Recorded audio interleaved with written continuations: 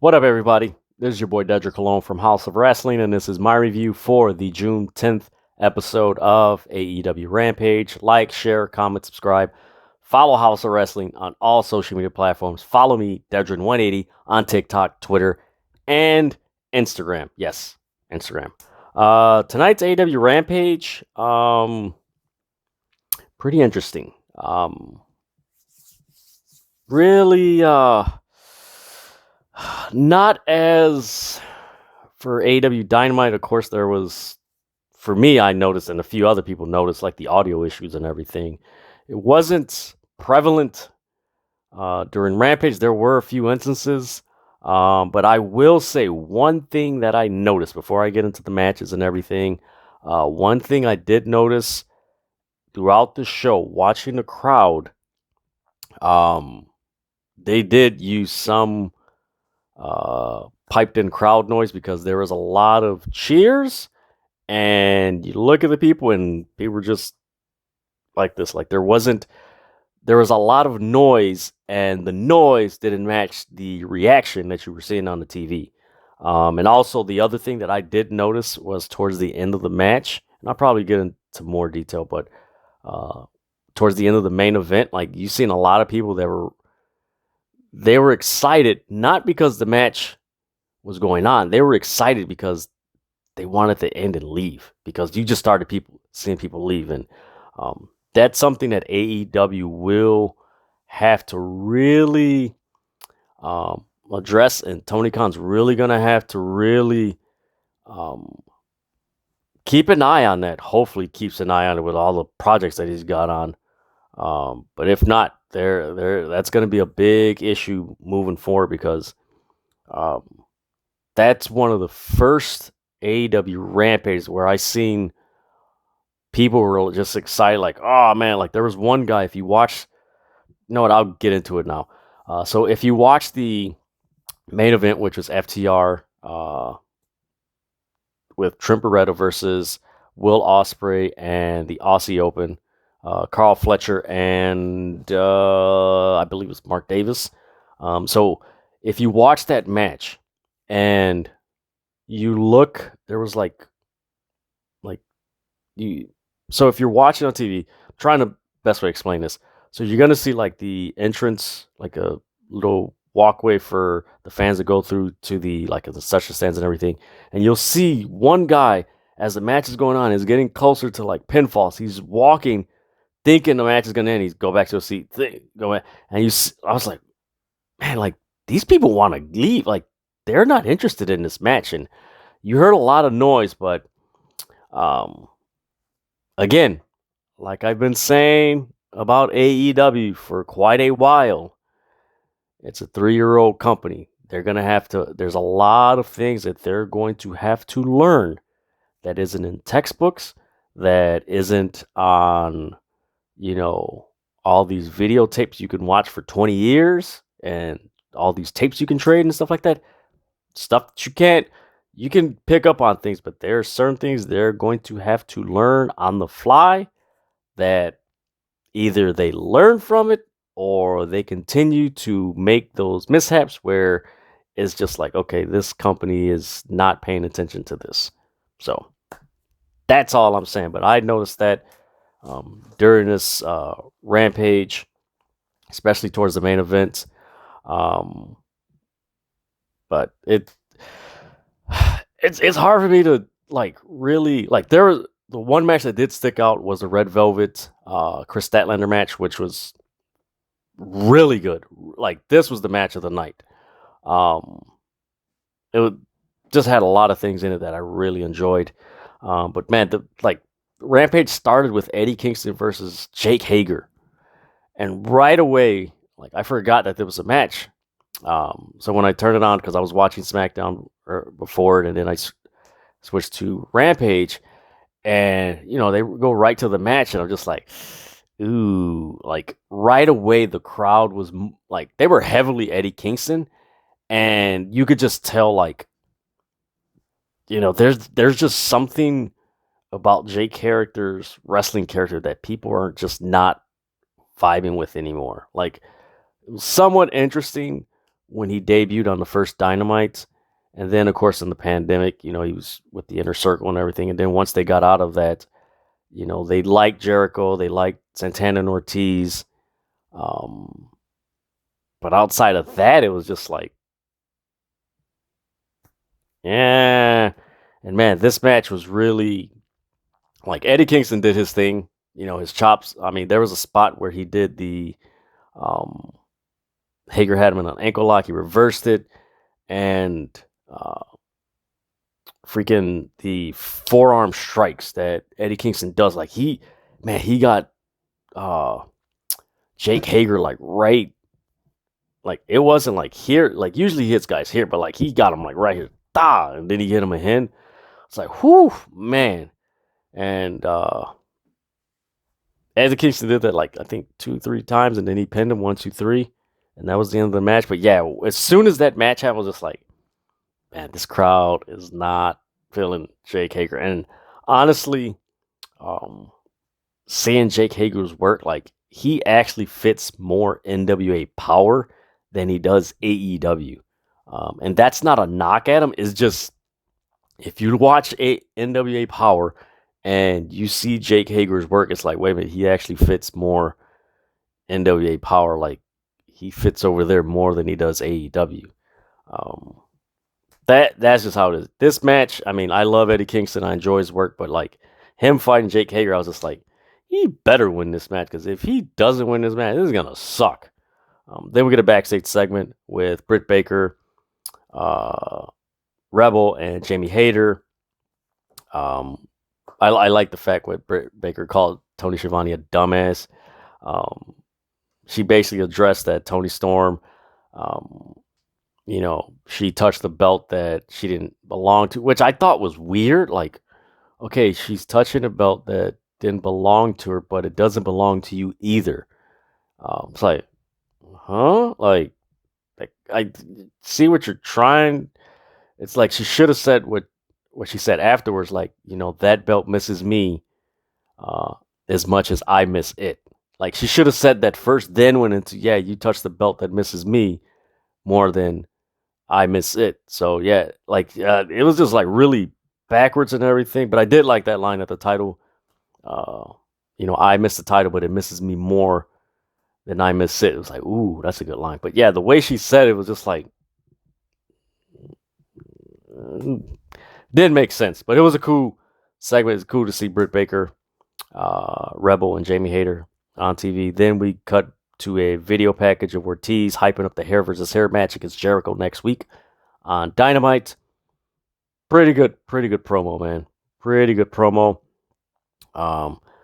He's basically saying, hey, when you cut your hair, it's gonna hurt you. It's gonna hurt you being a rock star, a wrestler. Your whole identity's wrapped around your hair. I'm gonna take it. I was like, ooh, it's going. So I'm interested in that hair versus hair match. Then we get Jay Lethal, Sanam Singh versus, was it Davey Vega and Matt Finchett? That was a fucking squash match. Jay Lethal was in for maybe a minute or two. Sanam Singh came in. He chopped him. Then I forgot who. It was one of the two jobbers. Came in, started hitting him.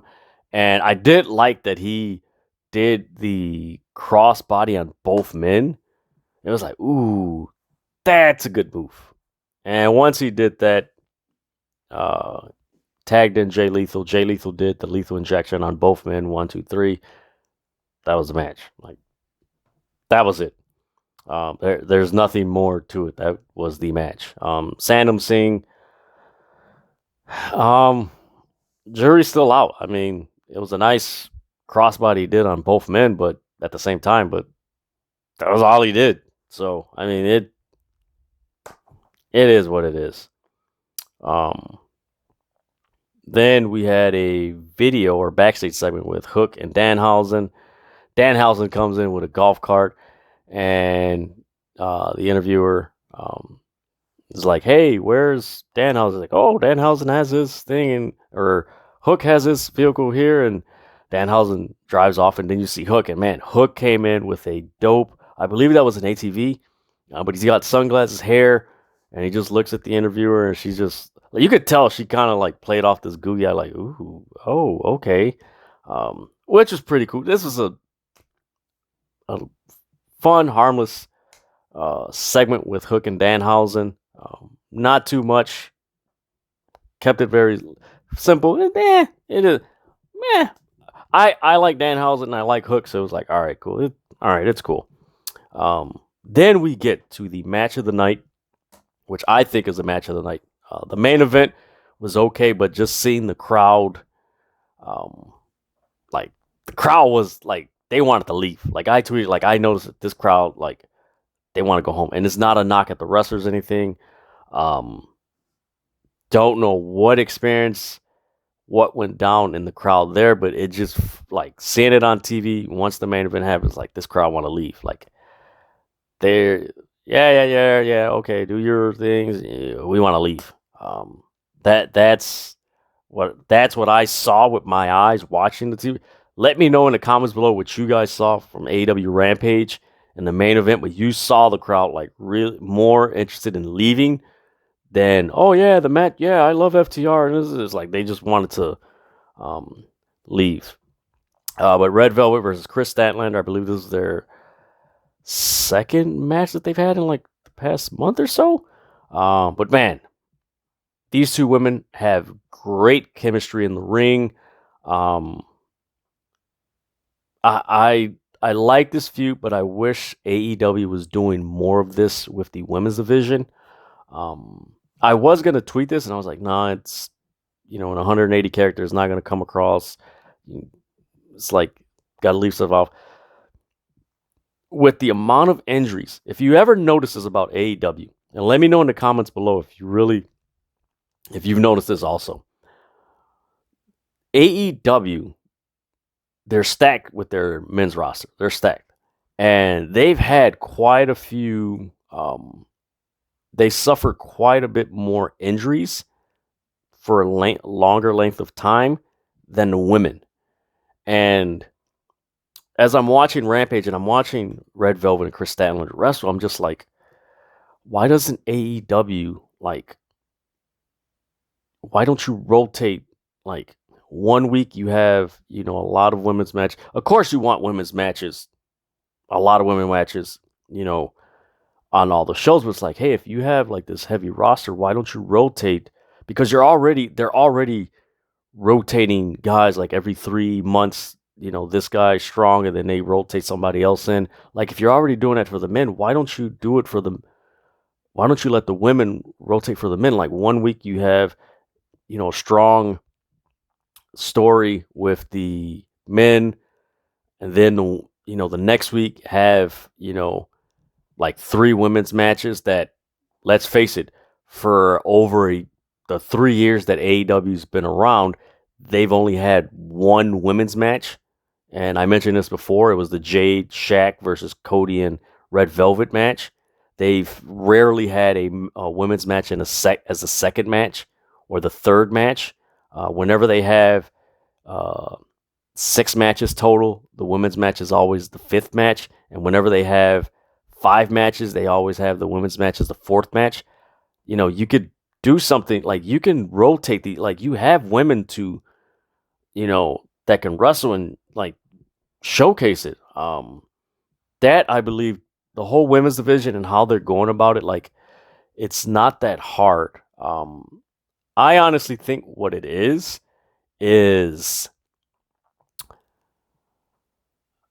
Tony Khan is booking everything by himself, and he's probably got a few people with him, and it's more they're booking out of a template than, okay, we gotta do getting out of the template. And don't get me wrong, a template's good, but when you have this much talent and creativity and talent that organically can grow and get over, especially with the product that you have as AEW, where there's no scripted promos or anything like that, where it's, things can happen organically. Wardlow, for an example, there should be more to it than just, okay, we're gonna have this match the first, this men's match the first match, this men's match, the second match, this men's match the third match, and okay, the fourth or fifth match is gonna be the women's match and then the main event. Or if it's like, come on, man, this isn't,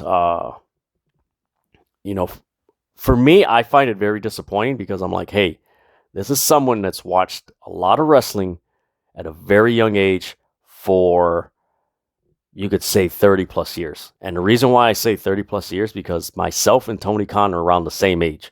So it's like, I've probably watched the same amount of wrestling as you, and there should not be this, this limited exposure to the women's division. Because, I mean, we've seen a lot of women's wrestling in the past 30 years, and like, there should be a more productive way and to present the women's roster on AEW, but that's just me ranting right now. But man, Red Velvet, Kris Statlander, this was a very good match.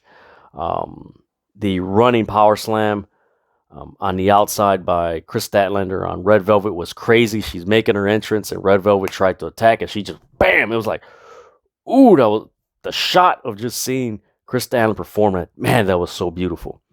Then there was, of course, Kris Statlander carrying Red Velvet from the floor on to the top turnbuckle on her shoulders. So she hits her outside, she picks her up, and she's walking up the steel steps. Then she walks up the turnbuckle, and then she does a forward slam on Red Velvet. I was like, okay, this is great. Like, I gotta say this, Kris Statlander and Red Velvet, man, those are two women in their women's division that, outside of Thunder Rosa, Britt Baker, of course, Toni Storm, Athena, they come from WWE. They have that established, presence and everything. But Red Velvet and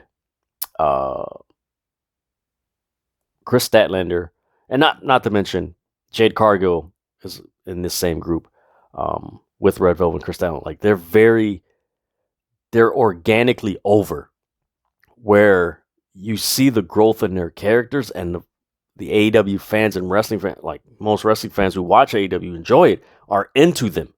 And it's like, okay, give us more of this. Come on. But man, that was an excellent move that Kris Statlander did on Red Velvet. There was a spinning blue thunder bomb that Kris Statlander did on Red Velvet. The German suplex out of a roll up that Kris Statlander. I was like, man, Kris Statlander can wrestle, man. She can wrestle. Then there was the cutter by Red Velvet, which looked sweet. Then, of course, Kris Statlander performed the Friday Night Fever? I believe that's her finishing move. 1, 2, 3. Kris Statlander wins. Then post-match, Kiera Hogan attacked Kris Statlander, and they're all Red Velvet. They're attacking her. Anna Jay comes out. They start beating her up, and then Athena comes out.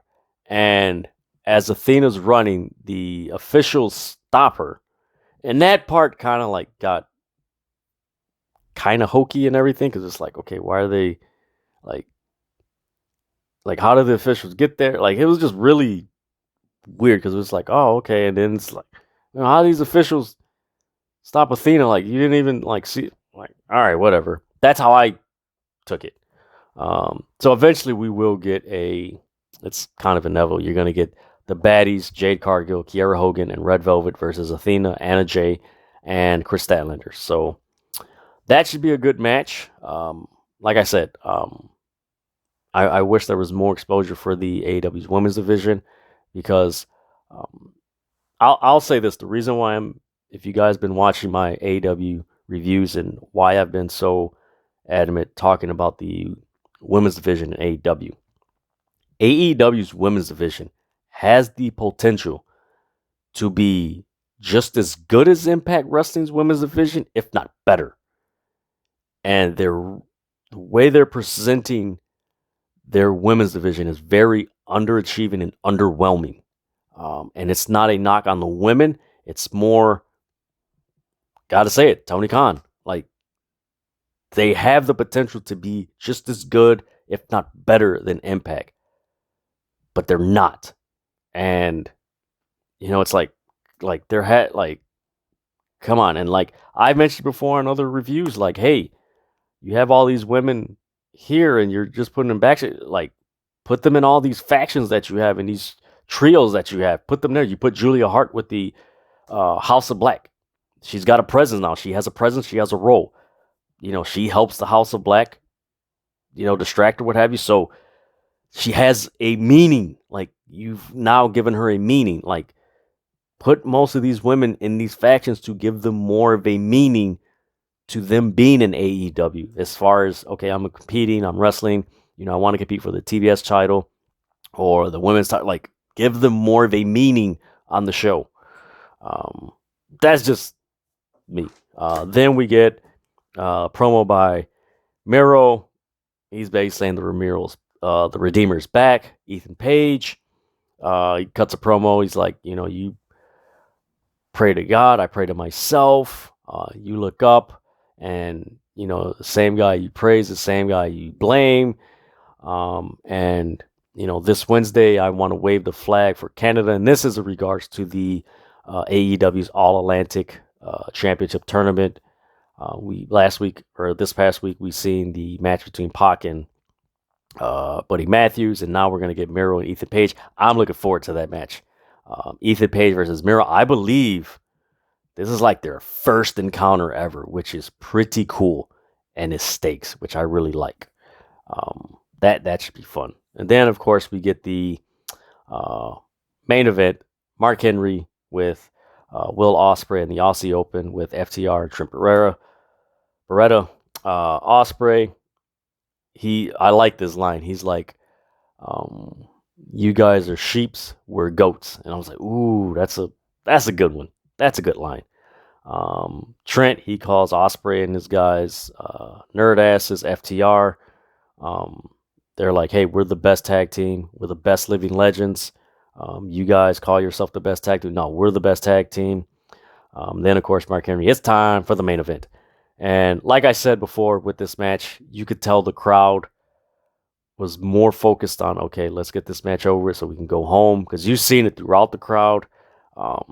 You could hear a lot of crowd noise. And when you watch the crowd, there was very little movement. So definitely there was some audio piped in, because the noise that was being made and the limited reaction you saw in the crowd did not add up or anything like that.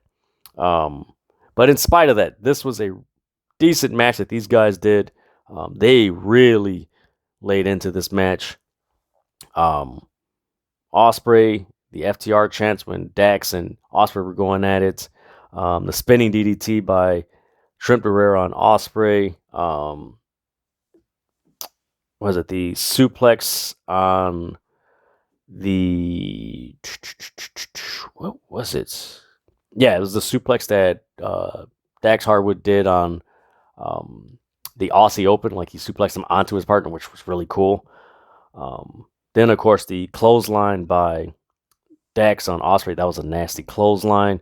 Ospreay really didn't showcase what he normally does. And, like, I watched Ospreay in person at Windy City Riot, which was, man, watching Ospreay live that is a treat and a treasure, man. And of course, it was a triple threat, so he did very few things, but what he normally does in a singles match, you didn't see a lot of in this match. But man, this was a pretty solid match. In the end, Trent Beretta did the strong, I believe the Sir, whatever it is called, roll up 1, 2, 3. He wins. And of course, Will Ospreay and one of the Aussie Open were outside, and FTR was taking care of him. So he wins 1, 2, 3. And mind you, as soon as they count 1, 2, 3, if you go back and watch this Rampage, you see a huge crowd leaving through the exit. That was it was an exit like right above the hard cam. Like you just see all these people leaving, and when I saw that, I was like, yeah, these people want to leave. Like they they they tolerated the main event, but I don't know. I'm ready to go. And again, like I said before, that's something that AEW and Tony Khan needs to pay attention to, the little things, because you keep doing that. If that keeps happening more and more, you're gonna have, uh, cars. Like, oh well, it was a great wrestling match, but the crowd's just like, eh.